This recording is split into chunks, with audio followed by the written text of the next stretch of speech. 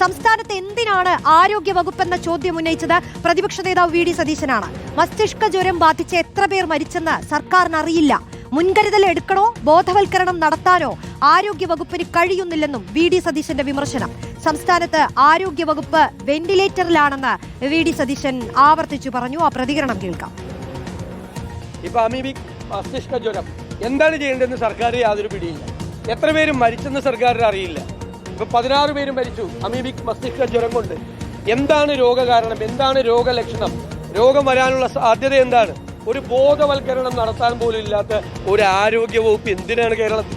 ഈ ഗൗരവതരമായ അമീബിക് മസ്തിഷ്ക ജ്വരത്തിന്റെ കാര്യത്തിൽ സർക്കാർ ഇടപെട്ട് ജനങ്ങളുടെ സംശയങ്ങൾ കരുതി വരുത്തി, ഇല്ലെങ്കിൽ കേന്ദ്രത്തിൽ നിന്നോ വേറെ എവിടെ നിന്നെങ്കിലോ ഗൗരവതരമായിട്ടുള്ള അന്വേഷണം നടത്തി കേന്ദ്രത്തിന്റെ കൂടി സഹായത്തോടു കൂടി എന്താണ് ഈ ജ്വരം വരാനുള്ള കാര്യം എന്ന് അന്വേഷിച്ച് അതിനു വേണ്ട ബോധവൽക്കരണ പരിപാടികൾ നടത്തി പ്രതിരോധ നടപടികൾ സ്വീകരിച്ച് ഇതിൽ നിന്ന് ആളുകളെ രക്ഷിക്കാനുള്ള നടപടികൾ സ്വീകരിക്കണം.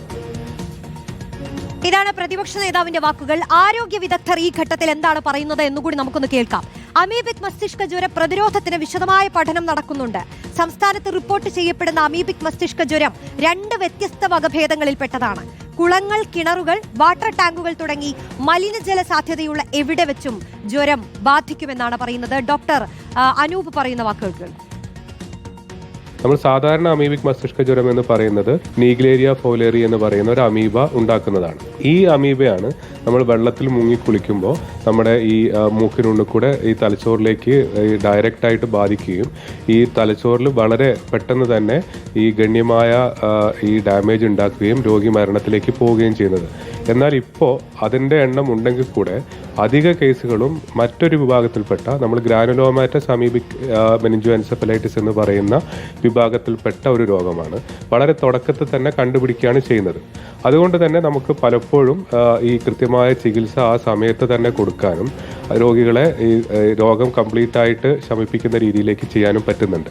ഈ രോഗം ഈ നമ്മുടെ ശരീരത്തിലേക്ക് വരുന്നത് അമീബയുടെ സാന്നിധ്യമുള്ള ഏത് ജലസ്രോതസ്സുകളുമായും നമ്മൾ കൈ കഴുകുക അല്ലെങ്കിൽ മുഖം കഴുകുക, ഈ വെള്ളം നമ്മുടെ ദേഹത്തേക്കോ മൂക്കിലേക്കോ തെറിക്കുക, നമ്മൾ ഇത്തരം ഈ വൃത്തിഹീനമായ വെള്ളത്തിലൂടെയൊക്കെ പോകുമ്പോൾ നമ്മുടെ കയ്യിലോ കാലിലോ ഒക്കെ മുറികൾ ഉണ്ടാവുക, ഈ സമയത്തൊക്കെ ഈ അമീബ നമ്മുടെ രക്തത്തിലേക്ക് കലരുകയും ഈ രക്തത്തിലൂടെ അത് തലച്ചോറിനെ ബാധിക്കുകയാണ് ചെയ്യുന്നത്. വി എസ് രഞ്ജിത്ത് ചേരുന്നു കൂടുതൽ വിശദാംശങ്ങളുമായി. രഞ്ജിത്ത്, ഈ മലിനജലം കെട്ടിക്കിടക്കുന്നതിൽ നിന്നൊക്കെയാണ് ഈ രോഗം ബാധിക്കുന്നത് എന്ന് കരുതിയിടത്ത് നിന്ന് ഇത് കുളിമുറിയിൽ കുളിക്കുന്നവരിലേക്ക് പോലും രോഗം ബാധിക്കുന്ന അവസ്ഥയിലെത്തുമ്പോൾ അതിൽ ആശങ്കപ്പെടേണ്ട സാഹചര്യങ്ങളുണ്ട്. ഇപ്പോൾ ആരോഗ്യ വിദഗ്ധർ തന്നെ പറയുന്നത് പോലെ ഈ ഒരു പുതിയ വകഭേദം, വ്യത്യസ്തമായൊരു വകഭേദത്തെ പ്രതിരോധിക്കുന്നതിൽ ബുദ്ധിമുട്ടുകൾ നേരിടുന്നുണ്ടോ ആരോഗ്യ സംവിധാനം? ഇപ്പോൾ നടന്നുകൊണ്ടിരിക്കുന്ന പ്രതിരോധ പ്രവർത്തനങ്ങൾ എങ്ങനെയാണ്? ആരോഗ്യ വിദഗ്ധർ അടക്കം പറയുന്നത് എന്താണ്?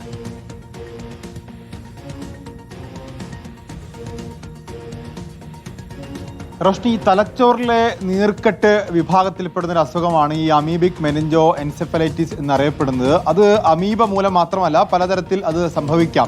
ഈ അമീബിക് മെനിഞ്ചോ എൻസെഫലൈറ്റിസ് വരുന്നത് നമ്മൾ നേരത്തെ തുടക്കത്തിലൊക്കെ കരുതിയിരുന്നത് നെഗ്ലേറിയ ഫൗലേറിയ എന്ന് പറയപ്പെടുന്ന ഒരു അമീബ ഗണത്തിൽപ്പെടുന്ന അമീബയിൽ നിന്നാണ് എന്നാണ് മനസ്സിലാക്കിയിരുന്നത്. അത് സ്വാഭാവികമായിട്ട് ഇത്തരത്തിൽ കെട്ടിക്കിടക്കുന്ന ജലാശയങ്ങളിൽ മുങ്ങിക്കുളിക്കുമ്പോഴോ അല്ലെങ്കിൽ ആ ജലാശയങ്ങളിലേക്ക് ഡൈവ് ചെയ്യുമ്പോഴോ ഒക്കെയാണ് സാധാരണ സംഭവിക്കാറുള്ളത്.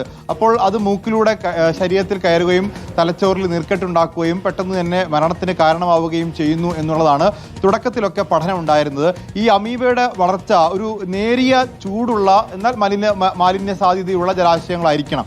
അതുകൊണ്ട് തന്നെ ഈ പൂളുകളിലൊക്കെ ഇത് വളരാനുള്ളൊരു സാധ്യത വളരെ കൂടുതലായിരുന്നു. അപ്പോൾ അതുകൊണ്ട് കെട്ടിക്കിടക്കുന്ന നേരിയ ചൂടുള്ള ഒരു ജലാശയം എന്ന അർത്ഥത്തിലാണ് നമ്മൾ പൂളുകളും അത്തരത്തിലുള്ള കെട്ടിക്കിടക്കുന്ന കുളങ്ങളുമൊക്കെ അതിന് സാധ്യതയുള്ള സ്ഥലങ്ങളായി കണക്കാക്കുകയും അവിടെയൊക്കെ വലിയ തോതിൽ ശുചീകരണ പ്രവർത്തികൾ നടത്തുകയും ഒക്കെ ചെയ്തുകൊണ്ടിരുന്നത്. എന്നാൽ ഈ അടുത്ത കാലത്തായി മസ്തിഷ്ക ജ്വരം വളരെയധികം വർദ്ധിക്കുകയും അതിൽ തന്നെ അമീബിക് മസ്തിഷ്ക ജ്വരം വർദ്ധിക്കുകയും ചെയ്തപ്പോഴാണ് ഇതിൽ കുറച്ചുകൂടി ഗഹനമായ പഠനങ്ങൾ നടത്തിയപ്പോൾ ഈ നെഗ്ലേറിയ ഫൗലേറിയ എന്നറിയപ്പെടുന്ന അമീബ ഗണത്തിൽപ്പെടുന്ന ഈ അമീബ മാത്രമല്ല മറ്റ് വകഭേദങ്ങളും ഇത്തരത്തിലുള്ള അമീബിക് മെനിഞ്ചോ എൻസെഫലൈറ്റിസ് രോഗത്തിന് കാരണമാകുന്നുണ്ട് എന്ന് പഠനം കണ്ടെത്തിയത്. അതിൽ തന്നെയാണ് കിണറുകളിൽ പോലും അല്ലെങ്കിൽ വീട്ടിലെ വാട്ടർ ടാങ്കിൽ പോലും ഇത്തരത്തിൽ അമീബയുടെ സാന്നിധ്യമുണ്ടെങ്കിൽ അത് നമുക്ക് ശരീരത്തിൽ പടർന്ന് ഈ എൻസെഫലൈറ്റിസ് അവസ്ഥയിലേക്ക് എത്തിച്ചേരാനുള്ള സാധ്യതയുണ്ട് എന്ന് കണക്കാക്കിയത്. അതുകൊണ്ട് തന്നെ ഇതിപ്പോൾ നമ്മൾ ജാഗ്രത പാലിക്കുമ്പോൾ ഏതെങ്കിലും കുളത്തിൽ പോയി കുളിക്കാതിരിക്കുകയോ അല്ലെങ്കിൽ കെട്ടിക്കിടക്കുന്ന ജലാശയങ്ങളിൽ കുളിക്കാതിരിക്കുകയോ ചെയ്തുകൊണ്ട് കാര്യമില്ല. നമ്മുടെ വീട്ടിലെ വാട്ടർ ടാങ്കിൽ നിന്ന് പോലും ഇത്തരത്തിൽ അമീബയുടെ സാന്നിധ്യം കണ്ടെത്താനും അത് ഈ രോഗമായി പരിണമിക്കാനും ഒക്കെയുള്ള സാധ്യതയുണ്ട്. അതുകൊണ്ട് വീട്ടിലെ വാട്ടർ ടാങ്കുകളും കുളങ്ങളും കിണറുകളും അവിടെ ജലസ്രോതസ്സുകളും ഒക്കെ ശുചീകരിച്ച് സൂക്ഷിക്കേണ്ട ഒരു അവസ്ഥയിലേക്കാണ് ഇപ്പോൾ ആരോഗ്യ പ്രവർത്തകർ നൽകുന്ന ജാഗ്രതാ നിർദ്ദേശം. പക്ഷേ ഈ രോഗം നമ്മൾ നോക്കുകയാണെങ്കിൽ മറ്റ് രാജ്യങ്ങളെ അപേക്ഷിച്ച് ഇപ്പോൾ അമേരിക്കയിലൊക്കെ ഇതിനെക്കുറിച്ചുള്ള പഠനങ്ങൾ നടക്കുമ്പോൾ പോസ്റ്റ്മോർട്ടം റിപ്പോർട്ടിൽ നിന്നാണ് ഈ രോഗിക്ക് ഈ അമീബിക് മെനിഞ്ചോ എൻസെഫലൈറ്റിസ് എന്നറിയപ്പെടുന്ന രോഗമായിരുന്നു എന്ന് കണ്ടെത്താൻ സാധിക്കുന്നത്.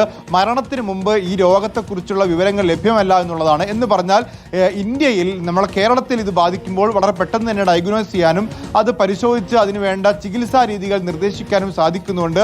മറ്റു രാജ്യങ്ങളെ അപേക്ഷിച്ച് നമ്മളെപ്പോഴും ആരോഗ്യ പരിപാലനത്തിൽ മാതൃകയെ കണക്കുന്ന അമേരിക്കയിൽ പോലും അമേരിക്ക ഉൾപ്പെടെ പരിഗണിക്കുമ്പോൾ അത്തരം രാജ്യങ്ങളിലേക്കാൾ മെച്ചപ്പെട്ട രീതിയിൽ ഡയഗ്നോസ്റ്റിക് സിസ്റ്റവും അതുപോലെ തന്നെ പ്രതിരോധ സംവിധാനങ്ങളും പ്രവർത്തിക്കുന്നുണ്ട്. അതുകൊണ്ട് തന്നെ ഇവിടെ മരണനിരക്കിൽ കൂടുതലാണ് എന്ന് പറയുന്നതിൽ അർത്ഥമില്ല. പക്ഷേ ഈ രോഗവ്യാപനം സംഭവിക്കുന്നുണ്ട്. ആ രോഗവ്യാപനം തടയാൻ ഇത്തരത്തിലുള്ള ശുചീകരണ പ്രവർത്തനങ്ങളും ജാഗ്രതാ നിർദ്ദേശങ്ങളും വേണം എന്നുള്ളതാണ്. അതുപോലെ തന്നെ ഇതിന്റെ ചികിത്സാ രീതികളും ഏറ്റവും മെച്ചപ്പെട്ട രീതിയിലുള്ള ചികിത്സാ സംവിധാനങ്ങൾ ഇവിടെ കൊടുക്കാൻ സാധിക്കുന്നു എന്നുള്ളതാണ് നമുക്ക് ആരോഗ്യ വിദഗ്ധരിൽ നിന്ന് മനസ്സിലാക്കാൻ വേണ്ടി സാധിക്കുന്നത്. യെസ്, വി എസ് രഞ്ജിത്താണ് വിശദാംശങ്ങൾ നൽകിയത്. ഇതിൽ തന്നെ ഈ കോഴിക്കോട് മെഡിക്കൽ കോളേജിലാണ് ഇക്കഴിഞ്ഞ 1 മാസത്തിനിടെ 6 പേർ അമീബിക് മസ്തിഷ്ക ജ്വരം ബാധിച്ച് മരിച്ചത്. ഇതിൽ 3 മാസം പ്രായമുള്ള കുഞ്ഞടക്കം ഉണ്ടായിരുന്നു എന്നുള്ളതാണ് ആശങ്ക. നിലവിൽ 9 പേരാണ് അസുഖം ബാധിച്ച് ചികിത്സയിലുള്ളത്. എന്നാൽ പ്രോട്ടോകോൾ പ്രകാരം മാത്രമേ ഔദ്യോഗിക കണക്ക് പുറത്തുവിടാനാകൂ എന്നാണ് അധികൃതരുടെ വിശദീകരണം. സാനിയോ മനോമി ചേരുന്നു വിശദാംശങ്ങളുമായി. സാനിയോ, ഇപ്പോഴുള്ള ഈ കേസുകളാണെങ്കിലും നേരത്തെയുള്ള അമീബിക് മസ്തിഷ്ക ജ്വരം ബാധിച്ച് ചികിത്സ തേടിയവരാണെങ്കിലും ഈ കോഴിക്കോട് മെഡിക്കൽ കോളേജിലാണ് മിക്ക കേസുകളും എത്തിയിട്ടുള്ളത്. അതിൽ തന്നെ 1 മാസത്തിനിടെ 6 പേർ മരിച്ചു എന്ന് പറയുമ്പോൾ ഈ ആശുപത്രി കേന്ദ്രീകരിച്ച് തന്നെ എന്തൊക്കെ നിഗമനങ്ങളിലാണ് ഈ ആരോഗ്യ വിദഗ്ധർ എത്തിച്ചേരുന്നത്? മറ്റൊന്ന്, ഇപ്പോൾ ചികിത്സയിലുള്ളവരുടെ കാര്യത്തിൽ എത്രത്തോളം ശ്രദ്ധ പുലർത്താൻ പറ്റുന്നുണ്ട്? പ്രതിരോധ സംവിധാനം എത്രത്തോളം ശക്തമാണ്? നിലവിൽ ഇപ്പോൾ ആരോഗ്യ സംവിധാനം നേരിടുന്ന ഒരു ആശങ്ക എന്താണ്? റോഷ്നി, ഈ 1 മാസത്തിനിടെ 6 രോഗികൾ മരിച്ചു എന്ന് പറയുമ്പോൾ തന്നെയും ആ 1 മാസത്തിനിടെ തന്നെ 2 രോഗികൾ റിക്കവറായി മാറി. അതായത് അമീബിക് മസ്തിഷ്ക ജ്വരവും കൂടെ മറ്റ് അസുഖങ്ങളും ബാധിച്ച ആളുകൾ രോഗബാധ ഒഴിവായി മാറിക്കൊണ്ട് അവർക്ക് ഡിസ്ചാർജ് ചെയ്തു പോകാൻ കഴിഞ്ഞു എന്നുള്ള ഒരു പോസിറ്റീവായ കാര്യം കൂടി അവിടെ ഉണ്ട് എന്നാണ് ആരോഗ്യ പ്രവർത്തകർ തന്നെ പറയുന്നത്. അതേസമയം നേരത്തെ വി എസ് രഞ്ജിത്ത് അടക്കം സൂചിപ്പിച്ചതുപോലെ ഇപ്പോൾ മെനിഞ്ചൈറ്റിസ് വളരെയധികം കൂടുന്നത് കൊണ്ട് തന്നെ അമീബിക് മസ്തിഷ്ക ജ്വരമാണോ എന്നുള്ളത് ഒരു പ്രത്യേക പ്രോട്ടോകോൾ അനുസരിച്ച് മാത്രമേ സ്ഥിരീകരിക്കാൻ കഴിയൂ എന്നാണ് ആരോഗ്യ പ്രവർത്തകർ പറയുന്നത്. അതുകൊണ്ടാണ് DHSന്റെ അടക്കം വെബ്സൈറ്റുകളിൽ ഈ എണ്ണം കുറവായി കാണുന്നത്. അതായത് നമ്മൾ മെഡിക്കൽ കോളേജിൽ സംസാരിക്കുമ്പോൾ മരിച്ചത് അമീബിക് മസ്തിഷ്ക ജ്വരം മൂലമാണെന്ന് പറയുന്നു. അങ്ങനെയാണെങ്കിൽ 6 പേർ ഈ കഴിഞ്ഞ 1 മാസത്തിനുള്ളിൽ മരിച്ചു എന്ന് പറയുന്നു. പക്ഷേ DHSന്റെ സൈറ്റിൽ 2 പേരെ കാണിക്കുന്നുള്ളൂ. അതിനുള്ള കാരണമായി പറയുന്നത് ഒരു പ്രോട്ടോകോൾ പ്രകാരം മാത്രമേ ഇത് ചെയ്യാൻ കഴിയൂ എന്നുള്ളതാണ്. നിലവിൽ അമീബിക് മസ്തിഷ്ക ജ്വരം സംശയിക്കുന്ന 9 പേരാണ് കോഴിക്കോട് മെഡിക്കൽ കോളേജ് ആശുപത്രിയിൽ ചികിത്സയിലുള്ളത്. അവരുടെയൊക്കെ ആരോഗ്യനില, 2 പേരുടെ ആരോഗ്യനില അല്പം ഗുരുതരമാണെന്ന് അറിയുന്നു. ബാക്കി 7 പേരുടെ ആരോഗ്യനിലയും സ്റ്റേബിൾ ആണ്, മറ്റു പ്രശ്നങ്ങളൊന്നുമില്ല എന്നാണ് അറിയുന്നത്. അതേസമയം ഈ രോഗം പടരുന്നത് എവിടെ നിന്നാണ്, അല്ലെങ്കിൽ 3 മാസം പ്രായമായ കുഞ്ഞു പോലും മരിക്കാനിടയായ സാഹചര്യം എങ്ങനെയാണ് ഉണ്ടാകുന്നത് എന്നുള്ളതാണ് ഇപ്പോഴും ശാസ്ത്രലോകത്തിനും അതുപോലെ ആരോഗ്യവകുപ്പിനും ഒക്കെ ഒരു സംശയമായി നിലകൊള്ളുന്നത്. കാരണം 3 വയസ്സുള്ള കുഞ്ഞ് ഇത്തരം ജലാശയങ്ങളിലൊന്നും കുളിക്കാൻ സാധ്യതയില്ല, നേരിട്ടൊന്നും ജലാശയത്തിൽ ഇറങ്ങാനുള്ള ഒരു സാധ്യതയുമില്ലല്ലോ. അപ്പോൾ സ്വാഭാവികമായും ഇതെങ്ങനെയാണ് സംഭവിച്ചത്? ആ കുഞ്ഞിൻ്റെ വീട്ടിലുള്ള കിണറ്റിൽ നിന്നാണ് അസുഖം വന്നത് എന്ന് സംശയിക്കുന്നുണ്ട്. അതുപോലെ മറ്റാളുകൾക്കും വീട്ടിലുള്ള കിണർ പോലും ഇപ്പോൾ അത്രയ്ക്ക് സുരക്ഷിതമല്ല എന്ന് പറയുന്ന തരത്തിലേക്കാണ് കാര്യങ്ങൾ പോകുന്നത്. ഏതായാലും ഇപ്പോൾ പ്രതിരോധ സംവിധാനം ശക്തമാണെന്ന് തന്നെയാണ് ആരോഗ്യവകുപ്പ് പറയുന്നത്. പ്രതിരോധ മരുന്നുകളടക്കം സ്റ്റോക്കുണ്ട്. മാത്രവുമല്ല, ഈ രോഗം സ്ഥിരീകരിച്ചതിന് ശേഷം ചികിത്സിച്ച് ഭേദമാക്കുന്നു എന്ന് പറയുന്ന അപൂർവമായ പ്രതിഭാസവും കേരളത്തിൽ ഉണ്ടായി എന്നുള്ളതും ആരോഗ്യവകുപ്പിന് വലിയ ആത്മവിശ്വാസം പകരുന്നുണ്ട്. ഏതായാലും ഇതൊക്കെയാണ്. 9 പേർ ഇപ്പോൾ ചികിത്സയിലുണ്ട്, 6 പേരാണ് മരണത്തിന് കീഴടങ്ങിയിരിക്കുന്നത്. റോഷ്നി, യെസ്, ഈ 9 പേരുടെ ആരോഗ്യനില സംബന്ധിച്ച് തന്നെ പ്രതിരോധ പ്രവർത്തനങ്ങൾ എത്രത്തോളം ഊർജിതമായി നടക്കുന്നുണ്ട് എന്നുള്ളത് കൂടിയാണ് ചോദ്യം. ഈ അമീബിക് മസ്തിഷ്ക ജ്വരത്തിനെതിരെ വടക്കൻ കേരളത്തിൽ കർശന ജാഗ്രതയാണ്. മലപ്പുറം ജില്ലയിലും കേസുകൾ റിപ്പോർട്ട് ചെയ്തു. കണ്ണൂരിൽ വെൽഡിംഗ് തൊഴിലാളിയായിരുന്ന മലപ്പുറം ചേലേമ്പ്ര സ്വദേശി ബുധനാഴ്ച മരിച്ചു. മലപ്പുറത്തെ നിലവിലെ സ്ഥിതി എന്താണെന്ന് കൂടി പരിശോധിക്കാം. മുബഷീർ പി അക്ബർ ചേരുന്നു. മുബഷീർ, ജില്ലയിലെ സാഹചര്യം ഇപ്പോൾ എന്താണ്? ഏറ്റവും ഒടുവിലായി ഉണ്ടായ മരണം, അതിനെ തുടർന്ന് തന്നെ ജാഗ്രതാ നിർദ്ദേശങ്ങളിലേക്കൊക്കെ എത്തിയിട്ടുണ്ടോ? നിലവിൽ ഈ ഒരു കേസുകളിലൊക്കെ ആശങ്ക വർദ്ധിക്കുകയാണോ?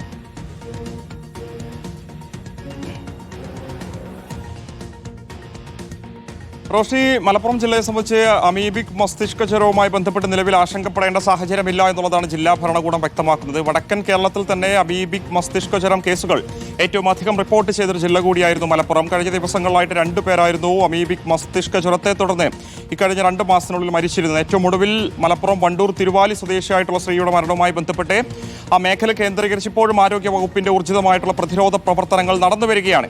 ഇതിൽ ആ മേഖലയിലെ പ്രദേശവാസികളെ മാത്രമല്ല, അമീബിക് മസ്തിഷ്ക ജ്വരവുമായി ബന്ധപ്പെട്ട് ജില്ലയിൽ നിലനിൽക്കുന്ന ഒരു ആശങ്ക എന്ന് പറയുന്നത് ഇതിന്റെ ഉറവിടം കണ്ടെത്താൻ സാധിച്ചിട്ടില്ല എന്നുള്ളതാണ്. വണ്ടൂരിലെ കേസ് പരിശോധിക്കുന്ന ഘട്ടത്തിൽ ആദ്യഘട്ടത്തിൽ ഇത് കുടിവെള്ളം, കിണറിലെ വെള്ളം ഉപയോഗിച്ചതിനെ തുടർന്നാണോ മസ്തിഷ്ക ജ്വരം ഉണ്ടായതെന്നൊരു സംശയം ആരോഗ്യവകുപ്പ് പ്രകടിപ്പിച്ചിരുന്നു. പിന്നീട് അതല്ല അതിന്റെ ഉറവിടം എന്ന് പറയുന്നു. അപ്പോൾ ഏത് മേഖലയിൽ നിന്നാണ് ഇവ പടരുന്നത്, ഇത് പിടിക്കുന്നത് എന്നുള്ള കൃത്യമായിട്ടുള്ളൊരു അന്വേഷണം, അതുമായി ബന്ധപ്പെട്ടൊരു പരിശോധനയൊക്കെ തന്നെ നടന്നു വരികയാണ്. കണ്ടെത്താൻ സാധിച്ചിട്ടില്ല എന്നുള്ളതാണ്.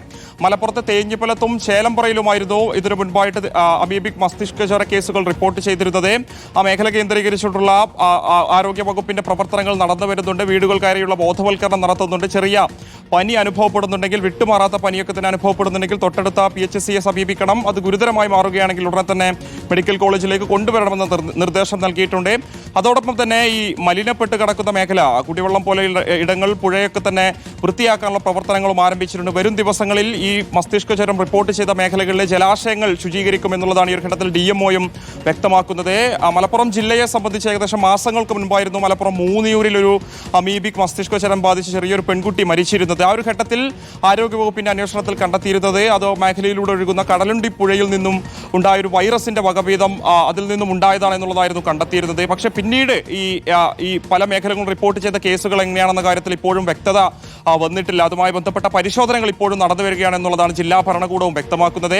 ക്ലോറിനേഷൻ ഉൾപ്പെടെയുള്ള നടപടികൾ ജില്ലയിലെ മിക്കയിടങ്ങളിലും നടത്തുന്നുണ്ട്. അമീബിക് മസ്തിഷ്ക ജ്വരത്തെ പ്രതിരോധിക്കാൻ പാകത്തിലുള്ള ഊർജിതമായിട്ടുള്ള പ്രവർത്തനങ്ങളുമായി മുന്നോട്ട് പോകുമെന്നുള്ളതാണ് ആരോഗ്യവകുപ്പും അറിയിക്കുന്നത്. റോഷ്നി, ഓക്കെ, ജില്ലയിലെ സാഹചര്യമാണ് മുബഷീർ പറഞ്ഞത്. ഏറ്റവും ഒടുവിലായി ഉണ്ടായ മരണമടക്കം ജില്ലയിൽ നിന്നാണ്. അപ്പോൾ ആ മരണം സംബന്ധിച്ചടക്കം ഈ അമീബിക് മസ്തിഷ്ക ജ്വരത്തിന്റെ ഉറവിടം സംബന്ധിച്ച് ഒരു കൃത്യമായ നിഗമനത്തിലേക്ക് ഇപ്പോഴും ആരോഗ്യവകുപ്പിന് എത്താൻ കഴിഞ്ഞിട്ടില്ല.